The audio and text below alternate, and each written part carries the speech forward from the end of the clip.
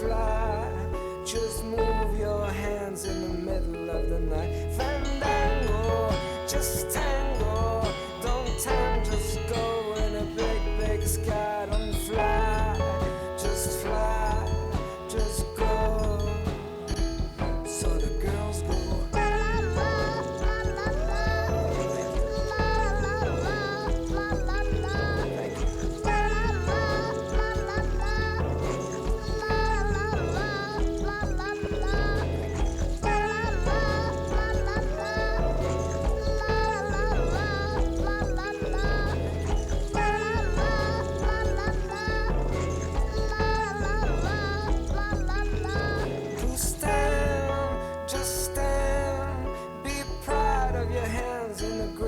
Sky, don't plan, don't fool with your hands in a 600. Don't shiver, don't panic, just use your hands in the middle of the sky. Don't fly and fly and fly. So the girls go with a smile.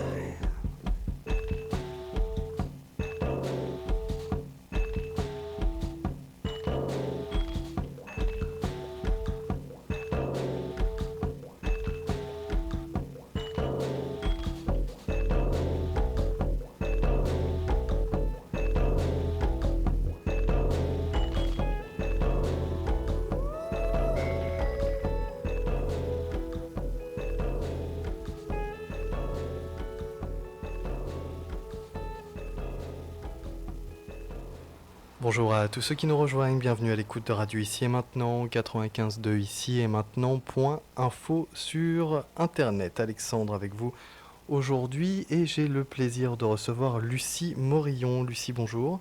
Bonjour. Bienvenue sur notre antenne. Merci d'avoir répondu présente aujourd'hui malgré l'actualité, actualité riche et positive. On va y revenir dans quelques instants. Lucie Morillon, vous êtes la responsable du bureau Nouveaux Médias au sein de Reporters sans frontières. Nous avions prévu aujourd'hui de parler de l'OPSI 2 et des menaces qui pourraient peser sur la liberté individuelle de chacun sur Internet par rapport aux nouvelles lois mises en place. Il y a l'OPSI 2, il y a l'ARGEL, on parle aussi de l'ACTA, Adopi. Il y a beaucoup de choses. On souhaitait faire une émission vraiment sur l'OPSI 2, rentrer dans le détail et puis montrer justement que la vie numérique et la vie privée n'étaient pas si éloignées que cela. On y reviendra peut-être dans le cours de cette émission.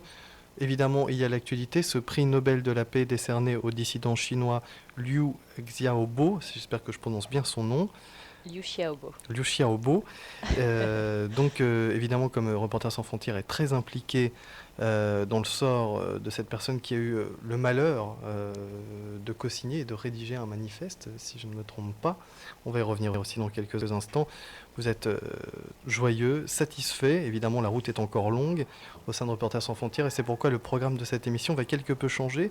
En fait, on va plutôt faire un tour des libertés sur Internet et sur le réseau numérique sur la planète. Voilà, on ne va pas rester sur la France, on va parler de la planète et des pays qui respectent moins les droits sur Internet. Alors, avant d'en arriver à ce programme plutôt chargé, je vais vous demander tout d'abord en quelques mots de nous représenter Reporters sans frontières.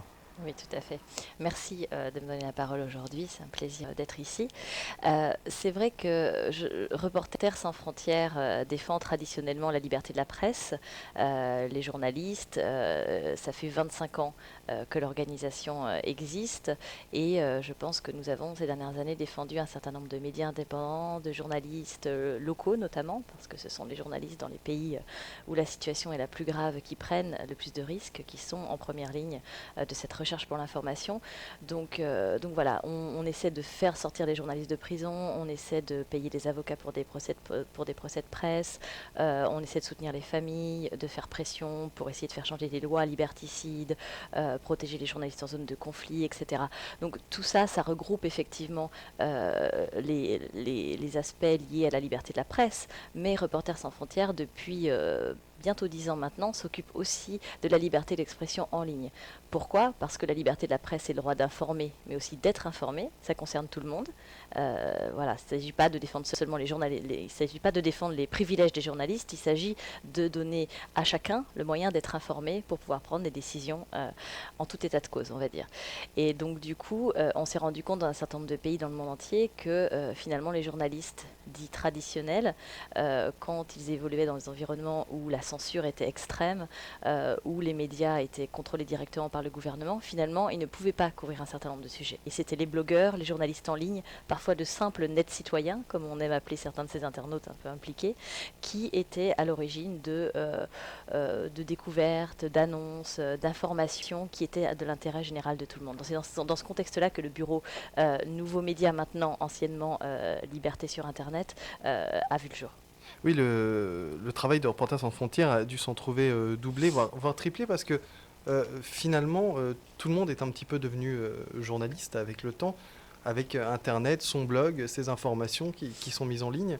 Ça a dû être différent comme traitement de l'information. C'est clair qu'en termes de mandat, en termes de masse d'informations à traiter, ça s'est beaucoup développé ces dernières années. Je dirais même ces 3 dernières années, on a vu vraiment un afflux des informations sur ce sujet-là.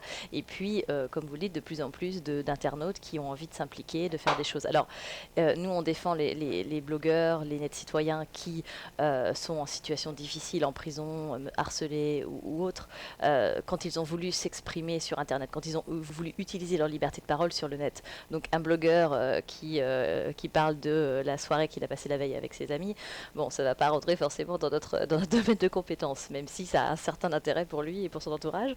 Voilà, donc ça reste quand même lié, on ne s'agit pas de défendre tous les nets citoyens dans le monde entier, mais quand même, on a vu effectivement le nombre de gens pour lesquels on se prononce évoluer rapidement. On a aujourd'hui d'ailleurs le chiffre de nets citoyens emprisonnés le plus élevé depuis la création d'Internet, puisqu'on a on oscille en ce moment entre 110 et 120 nets citoyens en prison. Donc on peut parler quand même d'une branche intégrée bien sûr, mais un peu parallèle à Reporters sans frontières.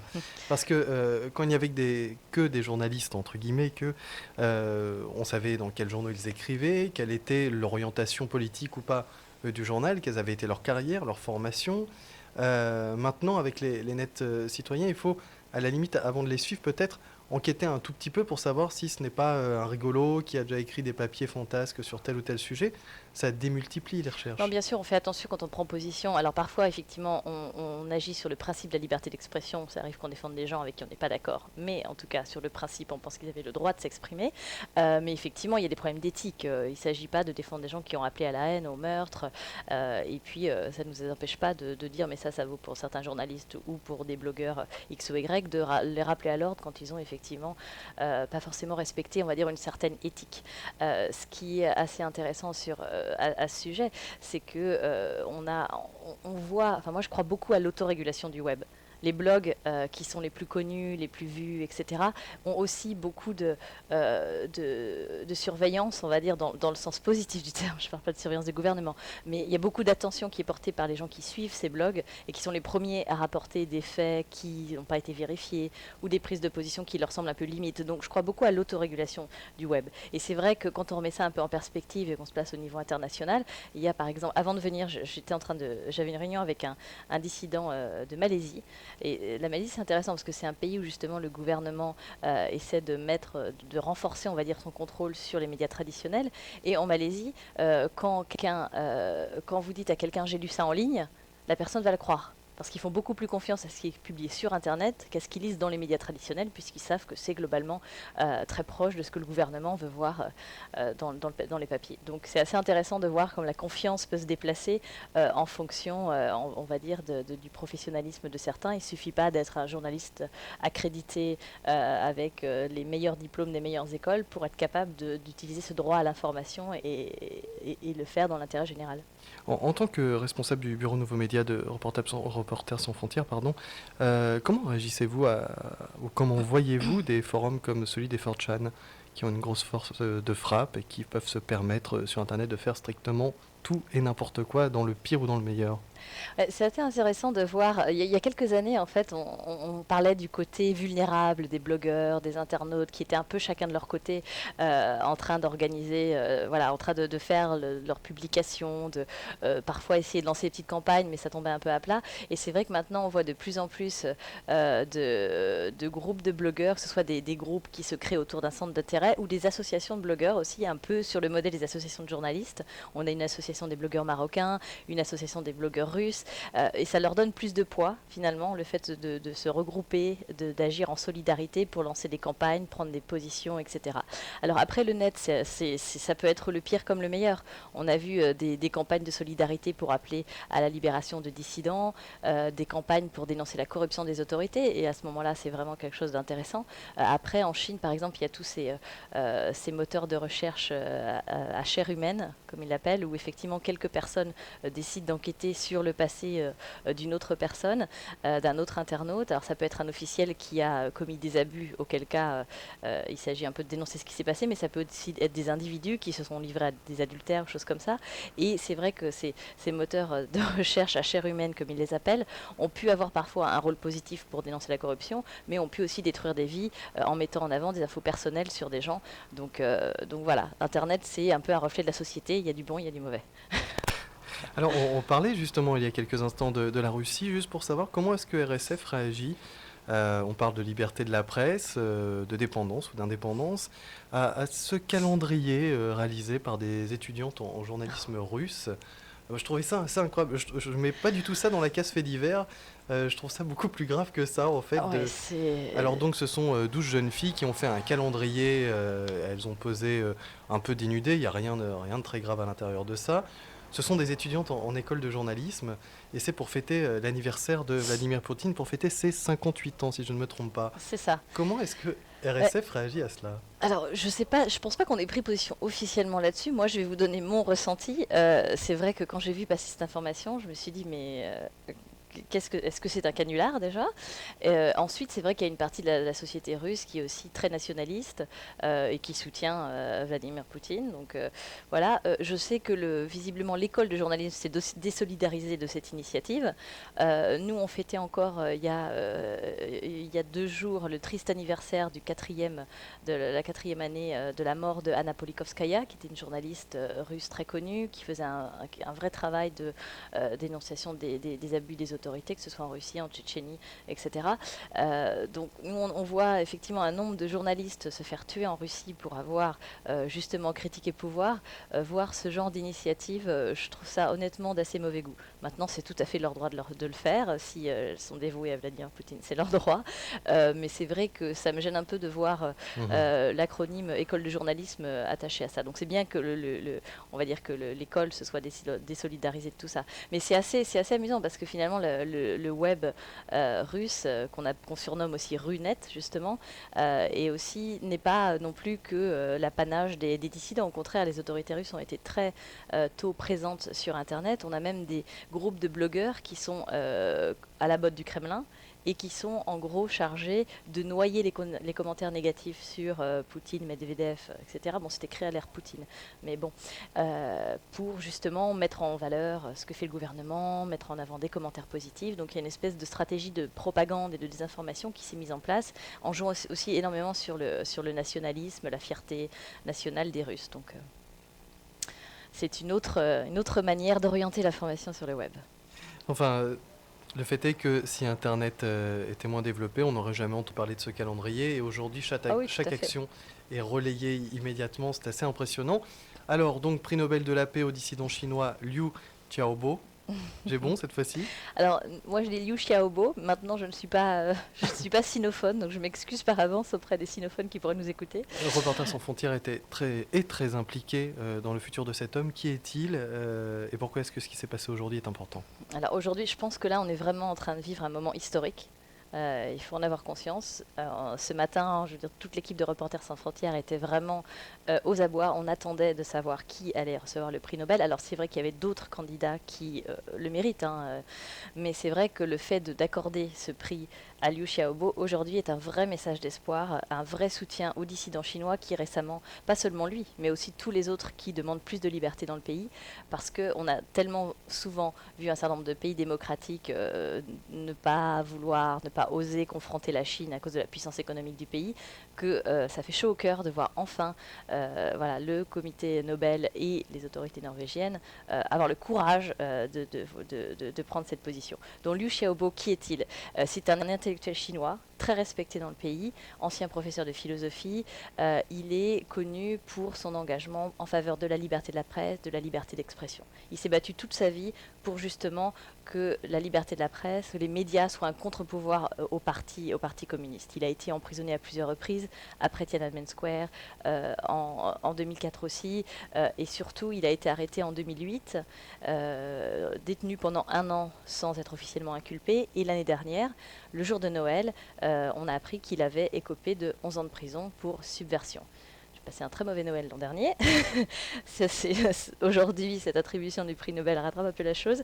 Non, c'est vraiment quelqu'un qui a défendu la liberté de parole dans le pays et a demandé des avancées en termes démocratiques.